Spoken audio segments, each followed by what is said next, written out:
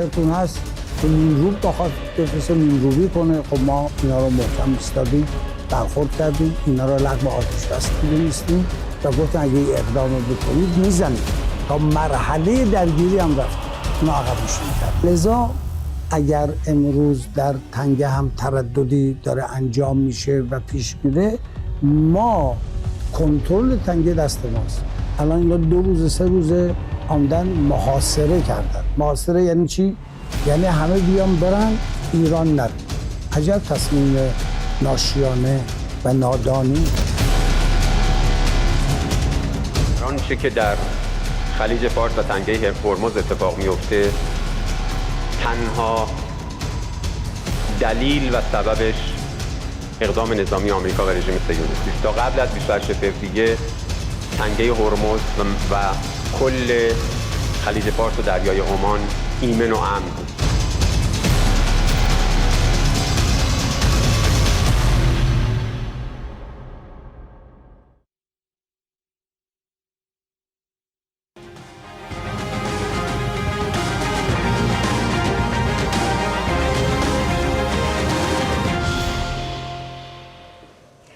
Selamat malam pemirsa, maju mundur buka tutup Selat Hormuz telah berubah menjadi saklar global yang dimainkan dengan penuh resiko. Sebentar dibuka memberi nafas bagi pasar dunia lalu ditutup kembali memicu alarm ketegangan yang makin tinggi.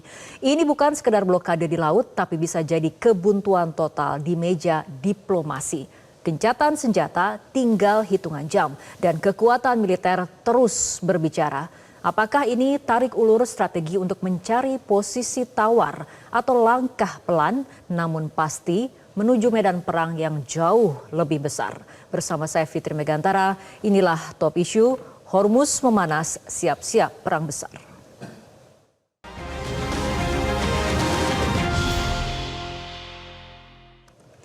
Dan pemirsa, untuk membahas topik pada malam hari ini telah hadir narasumber di studio Metro TV, pakar hubungan internasional Presiden University, Bapak Teguh Reza Shah. Selamat malam Pak Reza. Selamat Apa malam. kabarnya malam hari ini Kabar Pak? baik, salam dari Bandung. Baik, terima kasih. Dan kita juga akan berdiskusi dengan Direktur Riset Indo-Pacific Strategic Intelligence, Mbak Aisyah R. Kusuma Sumantri. Selamat malam Mbak Aisyah, terima kasih telah hadir bersama kami di Metro TV. Dan juga kita akan berbincang bersama pakar strategi PPAU, Marsma TNI Purnawirawan, Agung Sasongko Jati. Selamat malam Pak Agung. Apa kabarnya malam hari ini Pak? Terima kasih telah hadir di studio Metro TV.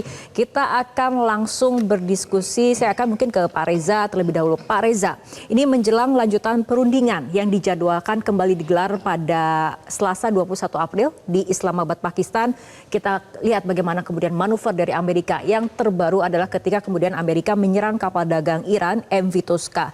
Dampaknya katanya Iran tidak akan datang pada saat perundingan nanti, dan media lokal juga melaporkan seperti itu bahwa Iran tidak akan hadir, terutama juga akibat blokade Amerika terhadap pelabuhan Iran belum dicabut. Nah, ini menurut Anda masa depan perundingan yang seharusnya digelar besok tuh seperti apa? Pertama, saya masih percaya Iran itu bangsa yang waras, di mana peradaban dia sudah tua dan dia tahu persis bahwa yang dilakukan ini adalah meneruskan tradisi. Walaupun secara strategi Iran itu tahu persis Amerika Serikat itu nggak bisa dipercaya. Kalau ngomong pasti bohong, kalau terlibat dalam nanti kerjasama dia akan ingkar, dan kemudian pada saat nanti sama-sama menjajaki kerjasama dia akan menggunting dalam lipatan. Iran tahu persis itu, karena tradisinya memang Amerika Serikat begitu. Tahun 2018 pada saat perjanjian sedang dibuat Joint Comprehensive Plan of Action diganggu. Kemudian pada tahun 2020 tahun silam itu lewat perang 12 hari dia lakukan pemboman.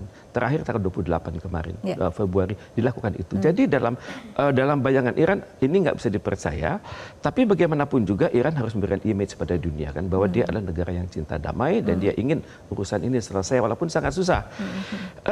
Dan secara teori memang Amerika Serikat begitu. Kalau kita merujuk kepada bukunya Sun Tzu, The Art of War, itu selalu membuat lawan itu bingung. Dia pikir dengan melakukan pemboman di wilayah Iran baru-baru ini di rumah sakit, kemudian melakukan pemboman Yaman juga di Lebanon itu bisa menggoyahkannya. Tapi yang Amerika tidak sadar adalah Iran ini sedang menggali simpati dunia. Memang reputasi Amerika Serikat semakin turun di kawasan Timur Tengah. Kemudian di dalam negerinya juga masyarakat sudah mulai menghubungkan crown dengan clown. Kemudian segeralah itu impeachment, tapi kan belum terjadi karena Trump itu masih kuat ternyata. Dia banyak dapat dukungan dari American Israel Public Affairs Committee, juga dapat dukungan dari Military Industrial Complex, dapat dukungan dari multinational corporation. Jadi Trump ini ngejar waktu dia sebelum dia punya masalah dengan impeachment, sebelum rating dia menurun terus juga pada saat yang sama. Itu Netanyahu kan ratingnya juga sangat turun. Kalau kita cek koran dari Jerusalem Post ataupun Haaretz itu mengatakan kalau pemilu hari ini dilakukan, mereka nggak kursi Netanyahu itu makin sedikit. Dalam kondisi seperti ini Amerika Serikat ingin urusan itu cepat selesai karena itu dia mengancam, mengganggu konsentrasi. Sekarang tinggal Iran mau nggak datang, tapi tampaknya Iran kalau diminta baik-baik oleh panitianya, oleh Pakistan, oleh PBB, kemudian oleh teman-temannya di PBB seperti Rusia dan Cina, dia akan datang. Dan cuma nanti kita jangan kaget lagi gitu. Kalau Iran datang itu kan full team. Yang datang itu rata-rata S2, S3, punya pengalaman diplomatik, pengalaman kenegaraan. Sedangkan Amerika Serikat yang datangnya adalah loyalis Donald Trump. Jadi kesannya adalah memang perundingan itu hanya dibikin untuk image oleh Amerika Serikat, nanti ujung-ujungnya diganggu pula oleh Washington maupun juga diganggu pula oleh Tel Aviv. Oke, baik. Bergeser ke Mbak Aisyah, masih melihat bagaimana kemudian langkah dari Amerika mengenai blokade di Selat Hormuz yang dilakukan oleh Amerika Serikat dan kemudian serangan ke kapal dagang Iran ini dinilai bagian dari upaya Washington nampaknya untuk meningkatkan ketegangan justru. Apakah ini juga memang strategi di Amerika untuk tetap berupaya memaksa Iran ini menyerah secara total seperti itu, Mbak Aisyah? Ya, kita lihat sekarang Amerika Serikat ini kan melakukan sebuah strategi yang namanya adalah coercive diplomacy. Dia berusaha untuk menekan Iran terus-menerus nih agar Iran ini mau kembali ke meja perundingan. Yang mana kita tahu selama ini kan Iran ini juga sudah bersedia untuk turun ya. Dan kita tahu bahwa kemarin perundingan pertama di Islamabad itu juga gagal karena sticking point-nya itu terlalu besar di antara kedua belah pihak. Nah sekarang Amerika Serikat ini berusaha untuk menaikkan leverage-nya. Dia tahu nih, dia unggul secara militer ya bahwa klaim dari mereka sudah bisa melumpuhkan sekitar 30-40% dari angkatan udara dan angkatan laut dari Iran. Ya, tetapi memang Amerika Serikat sadar kalau mereka ini sebenarnya sangat kurang di bidang strategik karena Iran ini dia menguasai tadi ya Selat Hormuz dengan menentukan protokol siapa saja yang boleh lewat dan siapa saja yang tidak boleh lewat. Dan ini kan membuat kemudian aliansi dari Amerika Serikat menjadi kesulitan karena ekonomi mereka itu kan terhambat dari sana ya. Dan kita tahu Iran yang tadinya menguasai sekitar 4% dari total perdagangan minyak dunia itu sekarang menguasai sekitar 20%. Nah, Amerika Serikat berharap dengan blokade ini sebenarnya ada dampak ekonomi yang besar yang didapatkan oleh Iran. Yang diincar apa? Yang diincar adalah daya tahan dan endurance Iran dalam menghadapi peperangan panjang. Karena Donald Trump tahu bahwa dia tidak bisa nih menang di dalam peperangan panjang. Negara yang selalu dirugikan di dalam protracted war itu selalu adalah negara demokrasi yang lebih besar. Karena apa? Konstituen politiknya nanti akan berteriak. Khususnya kalau perang ini bukan merupakan existential threat untuk mereka. Kan Iran sekarang rugi sekitar 435 juta US dollar per harinya. Kalau diakumulasi per bulannya itu sekitar 13 miliar US dollar. Itu kan angka yang sebenarnya sangat besar. Dan Iran memerlukan itu sebenarnya untuk bisa membiayai militer mereka ya, bisa membiayai masyarakat mereka. Nah, khususnya kerusakan pasca perang. Tetapi pertanyaannya, meskipun strategi ini dinilai sebagai sebuah strategi yang efektif untuk bisa melumpuhkan Iran secara ekonomi, pertanyaannya berapa lama ini strategi ini akan berhasil? Karena untuk blokade membutuhkan waktu sekitar 2 sampai 6 bulan untuk itu fully take place gitu ya. Dan pertanyaannya adalah apakah Donald Trump punya waktu selama 6 bulan ya untuk menunggu hal tersebut dan memperbaiki citra Republikan sebelum pemilu selanjutnya nanti berlanjut. Nah, apa yang terjadi di Selat Hormuz, Pak Agung? Adu kuat Amerika Serikat dan Iran, adu tahan nampaknya. Siapa yang akan bertahan untuk menguasai Selat Hormuz, blokade yang dilakukan? Tahan dulu, tapi jawaban dari Pak Agung kita akan membahasnya di segmen berikutnya.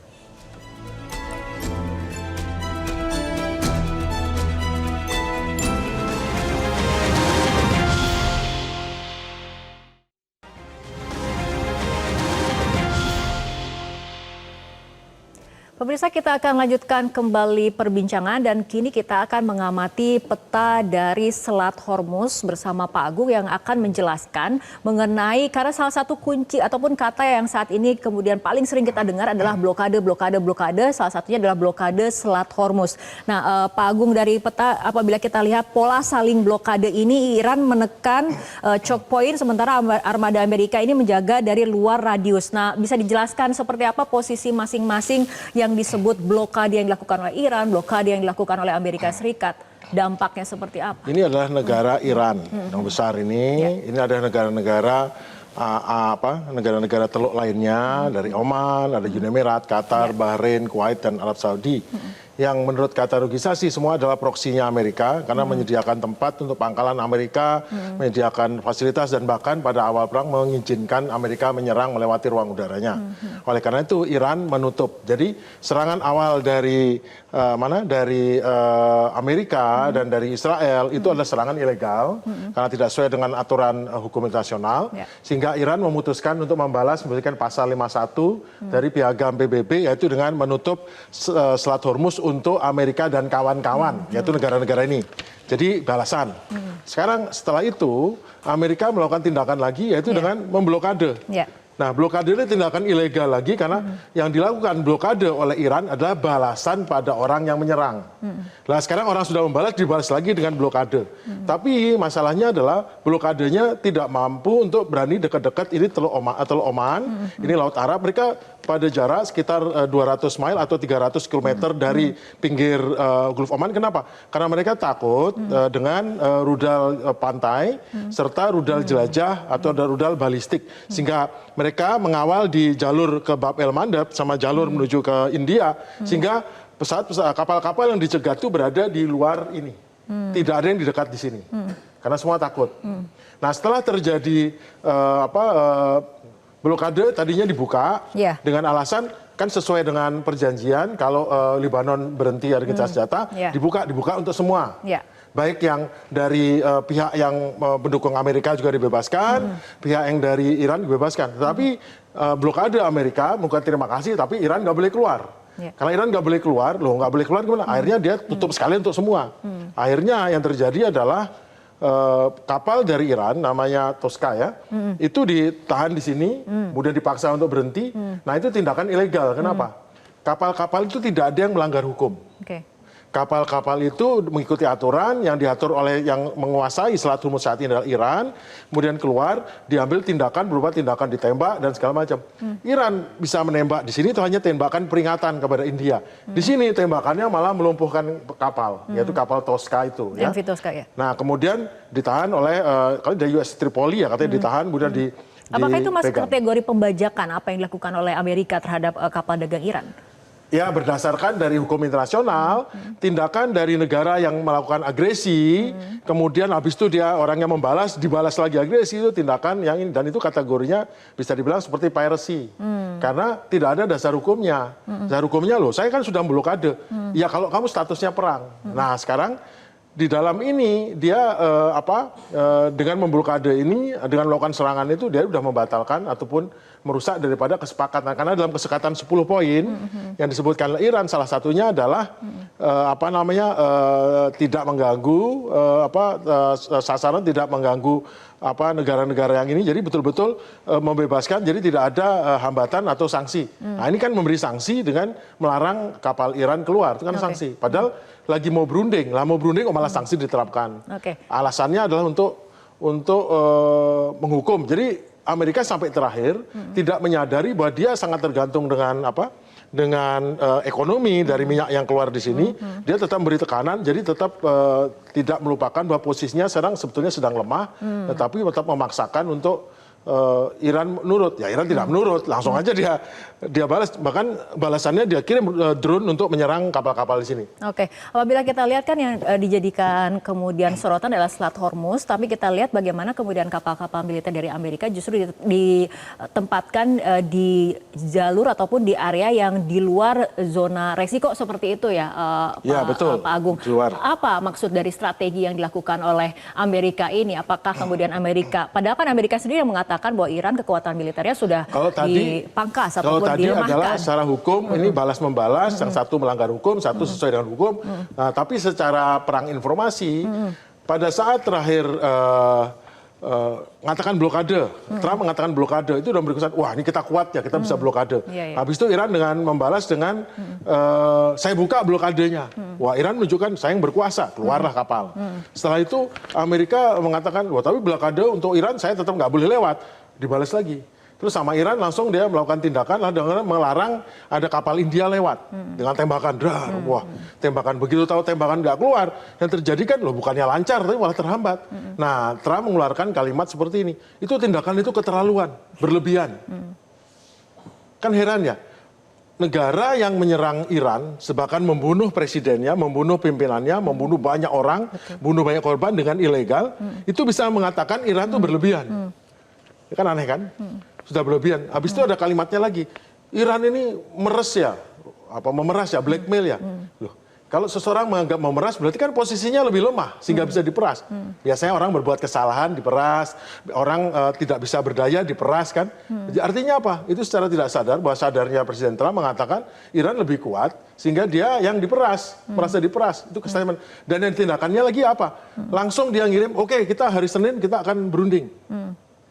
Artinya apa? Wah, kalau ini ditutup beneran kan bahaya nih, nggak keluar, harga minyak naik, nanti inflasi nanti suku bunga obligasinya naik, begitu naik, bunga bank naik di Amerika, orang-orang pada resesi karena nggak bisa bayar angsuran, nggak bisa bayar macam-macam. Akhirnya nanti dia akan kemungkinan tidak terpilih lagi dalam pemilu setelah, maksudnya Republikan kalah, Partai Republik kalah, nanti kemungkinan dia di-impeach kalau dia Demokrat menguasai ini. Nah, jadi yang dikejar oleh Trump sekarang adalah bagaimana secepat mungkin ini mengalir dengan lancar, mungkin dalam sebulan atau 2 bulan bisa lancar, habis itu nanti ekonomi Amerika pulih lagi, dia aman dari impeach. Tapi kalau enggak ini, nah sekarang dia antara dia kelihatan hebat, kurang strong leader, dengan secepat mungkin selesai. Kalau dia adalah seorang politikus yang betul-betul ahli dan berarti harusnya dia gimana caranya ini cepat selesai. Tapi dia malah nambah-nambahin dengan ngancam-ngancam. Nah itu kan masalah. Baik, Pak Reza, menurut Anda kaitannya dengan hukum internasional dan aksi saling blokade yang dilakukan seperti apa? Ini benar-benar bertentangan dengan hukum internasional ya. Ini menciptakan keraguan, menciptakan ketakutan dan mengganggu sirkulasi energi dari Hormuz. Amerika Serikat tampaknya berpikir dia menang dalam jangka pendek ya. Tapi dalam jangka panjang dia hendaknya juga sadar bahwa semakin banyak negara-negara yang antipati pada dia. NATO semakin menyatu, kemudian NATO semakin menyatu untuk berbeda pendapat. Kemudian juga kita lihat baru-baru ini kan Inggris dan Perancis merencanakan sebuah konsorsium, tidak ada Amerika Serikat di situ. Kemudian juga kita perhatikan juga bahwa negara-negara yang tergantung juga pada ekspor dari Hormuz tersebut seperti Rusia dan China, kemudian juga Korea Selatan dan Jepang itu sudah mulai terganggu. Padahal Korea Selatan dan Jepang adalah negara di bawah binaan Amerika Serikat di Asia Timur. Jadi Amerika Serikat tampaknya ingin bermain cepat. Kalau Iran berpikir diplomasi itu ada suatu proses. Donald Trump sudah mengatakan akan mempelajari 10 items yang Iran ajukan. Tapi kan sekarang dia tolak lagi. Dia perluas isunya begitu. Misalnya perihal nuclear enrichment yang akan naik pelan-pelan ke atas, dikatakan tidak boleh, kemudian juga dikatakan 20 tahun Anda tidak boleh beraktivitas di situ. Jadi sekarang kelihatan Amerika Serikat ini benar-benar yang Sun Tzu bilang itu mengganggu jalannya suatu negosiasi tersebut. Dia ganggunya di Hormuz, dia ganggunya di luar Hormuz, dan juga dia ganggu di Lebanon. Amerika Serikat berpikir bahwa Iran itu akan goyah dalam konsistensinya. Tapi saya pikir menit-menit terakhir mungkin dia datang ke perundingan di Islamabad dan dia akan datang dengan full team dengan individu-individu yang sangat qualified seperti kita lihat pada pertemuan pertama beberapa minggu silam. Mbak Aisyah, dari segi strategi ataupun mungkin dari segi intelijen juga, apakah kemudian aksi saling blokade seperti ini bisa menjadi sebuah alat tawar yang kemudian akan memaksakan sebuah kesepakatan dalam perundingan yang dijadwalkan akan dilakukan pada tanggal 21 April seperti itu? Ya, Di dalam perundingan ini kan seharusnya kita melihat adanya stalemate terlebih dahulu, di mana kedua belah pihak ini sudah lelah dari segi militer, ekonomi, politik, ya, persepsi gitu ya. Lalu kemudian kita lihat di sini kedua negara ini yang paling saat ini merasa lelah itu sebenarnya adalah Amerika Serikat. Karena tadi ya bukan hanya tekanan dari sisi internasional, tetapi juga dari sisi domestik. Adanya kenaikan harga yang luar biasa dari energi, lalu kemudian harga pangan gitu ya. Lalu kita bicara juga tentang oposisi ya yang saat ini semakin kuat gitu.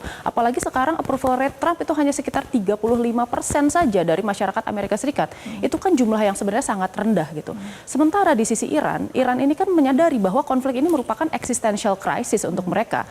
Dia selama apapun peperangannya, ini dia akan melakukan pertempuran sampai titik darah penghabisan. Karena kalau misalnya Iran menyerah, maka rezim mullah yang saat ini berkuasa di Iran itu akan hancur gitu ya.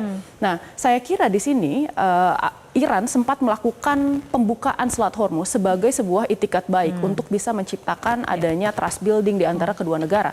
Karena sebelumnya pernyataan Iran kan menyatakan bahwa kalau misalnya Amerika Serikat dan Israel menghentikan pertempuran di semua front-front yang ada di Timur Tengah, maka kemudian Iran akan memenuhi janjinya untuk bisa membuka Selat Hormuz, dan itu dilakukan oleh Iran.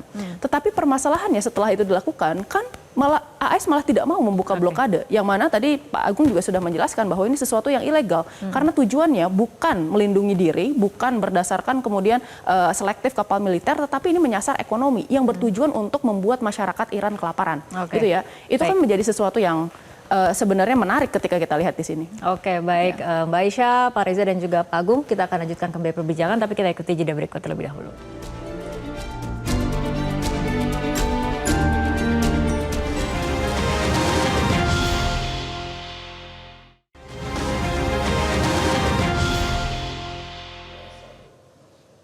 Pemirsa, dialog kembali kami lanjutkan. Pak Agung, dengan melihat kondisi saat ini aksi saling blokade antara Amerika Serikat dan juga Iran, dilihat dari kekuatan yang dimiliki masing-masing, tidak hanya militer ataupun non-militer, ini siapa yang akan paling bertahan di tengah situasi seperti ini? Tujuan dari blokade satu adalah kalau Amerika tujuannya membuat Iran tidak bisa mengekspor minyaknya, tujuan dari Iran, kalau saya nggak bisa mengekspor minyak, yang lain juga tidak bisa. Nah, kalau yang lain tidak juga bisa, akan masalah pada harga minyak dunia. Tapi kalau nanti Iran nggak bisa lewat, harga minyak Iran. Namun sesungguhnya, mari kita lihat siapa yang lebih menderita. Jadi pada saat pada saat memulai perang, saya biasa menggunakan instrumen kekuatan nasional negara ya Amerika dan berhadapan. Diplomasi Amerika kuat sekali, informasional kuat sekali, semua media ngeliat Iran itu kurang baik, jelek, buruk, militer jelas kurang, dan ekonomi Amerika kuat, sanksi. Namun sebaliknya adalah pada saat setelah 5 minggu, diplomasi Amerika kayaknya sendirian dari dunia. Dia mau ngajak kemana gak ada yang mau ikut, ngajak kesini gak ada yang mau ikut, Trump marah-marah sendiri, malah berantem sama Paus ya, Pope ya, pada yang mulia Paus, berantem sama orang Itali, Permanenti Itali, berantem sama semua berantem lah. Temennya Israel pun juga kayaknya gak deket-deket juga sekarang. Diplomasi, udah rontok lah.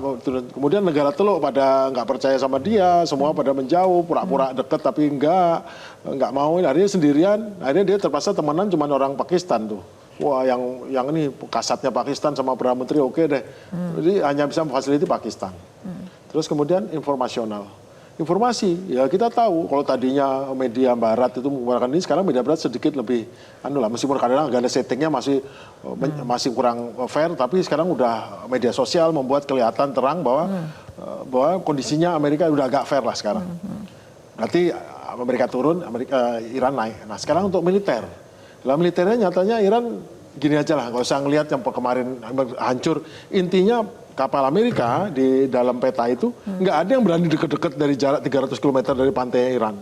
Kemudian buat blokade kok nongkrong jauh sekali, nyegatin kapal di perjalanan di jalur pelayaran itu, nyegatnya di situ. Bayangin nyegat jauh.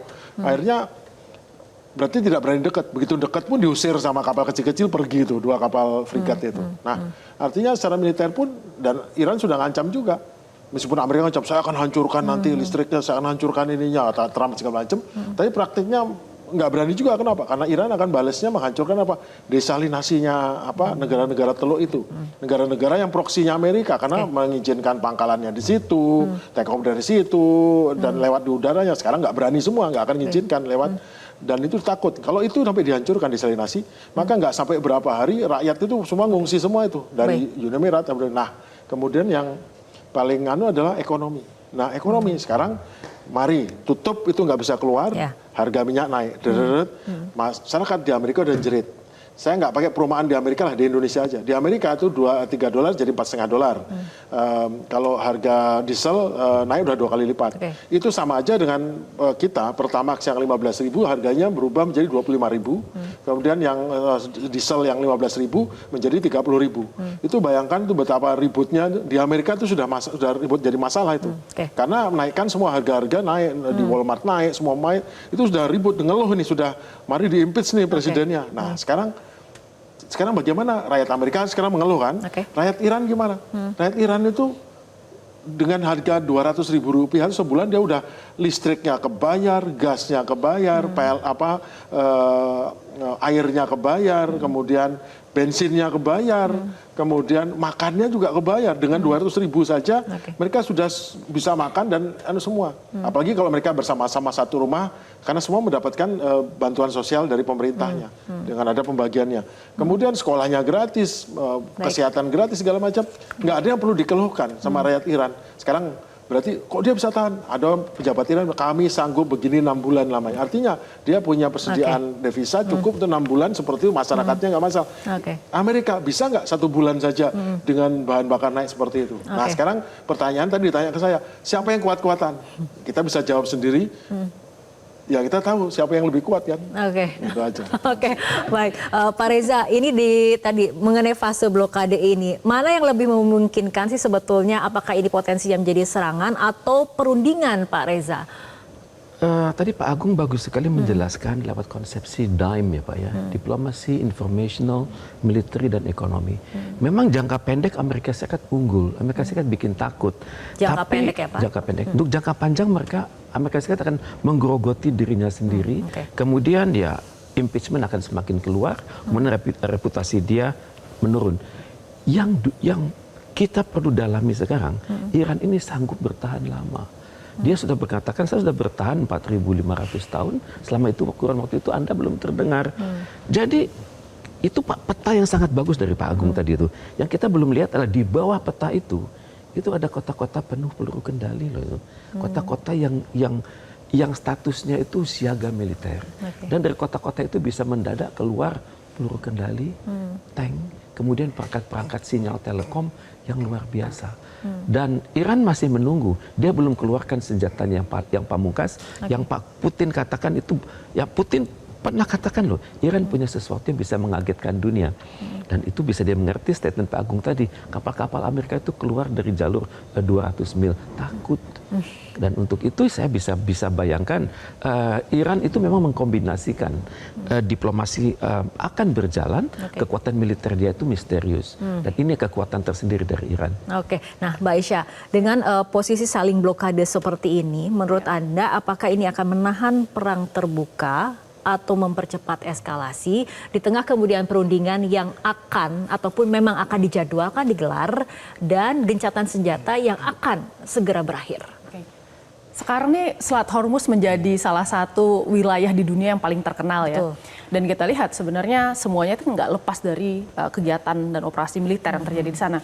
Nah tetapi kalau pertanyaannya apakah ini bisa kemudian membuat eskalasinya lebih tinggi, jawabannya jelas iya. Gitu ya. Padahal sekarang yang dibutuhkan oleh negara-negara untuk melakukan dan maju ke meja perundingan ini kan sebenarnya adalah deeskalasi terlebih dahulu, gencatan senjatanya diperpanjang ya, lalu kemudian ini confidence building measure juga merupakan hal yang kritikal atau tadi ya membentuk sebuah sharing informasi dan kemudian membangun kepercayaan di antara kedua belah negara. Di perundingan pertama sulit banget nih membangun kepercayaan antara Amerika Serikat dan Iran. Betul, karena di perundingan pertama itu baru 3 hari ceasefire sudah diseret ke meja perundingan kedua belah pihak. Sekarang kita tahu ya baru berapa hari ini selesai, 14 hari, lalu kemudian ada jeda waktu sekitar seminggu lagi ini disuruh untuk kembali berunding dengan kondisi dua-duanya sama-sama menerapkan yang namanya maximalist approach. Jadi tidak ada nih pihak yang ingin mengalah, apalagi mereka jelas red line-nya di mana di antara kedua belah pihak ini. Nah saya kira sebenarnya di sini juga menarik ya, ini masalah blokade ini juga kita tidak tahu ini, kita tahu ya bahwa ini akan berlangsung dalam jangka waktu yang lama. Kalau misalnya memang secara political will di Amerika Serikat ini mengizinkan terus untuk dilangsungkan. Karena Amerika Serikat sekarang dia kehabisan uang gitu ya. Kita tahu bahwa Donald Trump sudah meminta dan mengajukan penambahan dana untuk bisa melanjutkan peperangan di Iran kepada Kongresnya. Tetapi kalau misalnya seandainya ini dananya tidak disetujui, apalagi Amerika Serikat ini kan mengandalkan sebenarnya kalau dalam piramida cost of war itu adalah serangan udara dan serangan laut, dan dua aspek itu paling mahal di dalam peperangan gitu ya. Kemungkinan besar mereka akan mengalami tadi ya kesulitan untuk bisa melakukan operasi. Apalagi tadi ada imperial overstretch di mana kemudian teknologi-teknologi Amerika Serikat baik itu di Korea Selatan ataupun bahkan sekarang yang kita dengar Patriot System yang ada di Polandia itu mau ditarik juga ke Middle East. Jadi sebenarnya Amerika Serikat sekarang mulai running thin. Meskipun tadi ya kita tahu bahwa Amerika Serikat mengklaim bahwa dia unggul secara taktis, lalu kemudian dia juga kemudian memiliki air superiority yang sekarang di-challenge juga ya oleh Iran gitu. Dan kemudian sekarang base-base di Amerika Serikat ini kan ada 13 yang major ya, dan hampir semuanya sekarang sudah unoperational lagi gitu. Kita lihat di sisi lain Iran ini sebenarnya dia belum mengeluarkan ya senjata-senjata terbaik ya, termasuk misalnya angkatan daratnya ini masih sangat fresh di Iran ya. Lalu kemudian kita tahu tadi coastal defense system, termasuk diantaranya di dalam pulau ini sebenarnya, di dalam selat ini ada namanya Pulau Qasim, di mana di situ adalah Iran menempatkan banyak sekali kemudian misil-misil dan peluru kendali untuk bisa menyasar kapal-kapal yang nanti akan melalui Selat Hormuz atau bahkan kemudian sampai di mulut ya Teluk Qatar gitu. Oke, baik. Artinya masih banyak kemungkinan yang terjadi, tapi kita harapkan perundingan akan tetap dilakukan, kedua negara bisa hadir dan duduk di meja perundingan, dan kita harapkan ada kesepakatan untuk mengakhiri konflik yang lumayan panjang ini ya, dan memberikan dampak yang luar biasa kepada global. Baik, terima kasih Pak Reza, Mbak Aisyah, dan juga Pak Agung telah berbincang pada malam hari ini. Dan pemirsa, di Selat Hormuz kini berlaku satu hukum tak tertulis. Jika dibuka belum tentu aman, jika ditutup pasti jadi ancaman. Semoga bara ini tidak membesar karena yang berguncang bukan hanya kawasan tapi seluruh tatanan dunia. Saya Fitri Madiantara, terima kasih, sampai jumpa.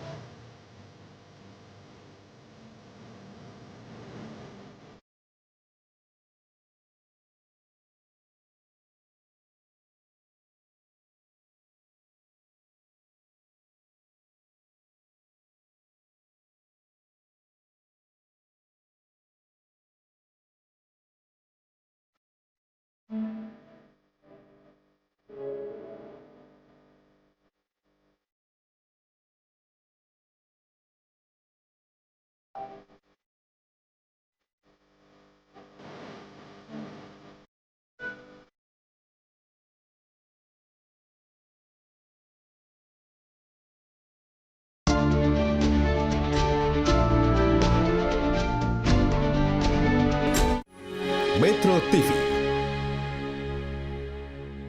Jelajahi cara baru mendapatkan informasi. Download Metro TV Extend sekarang.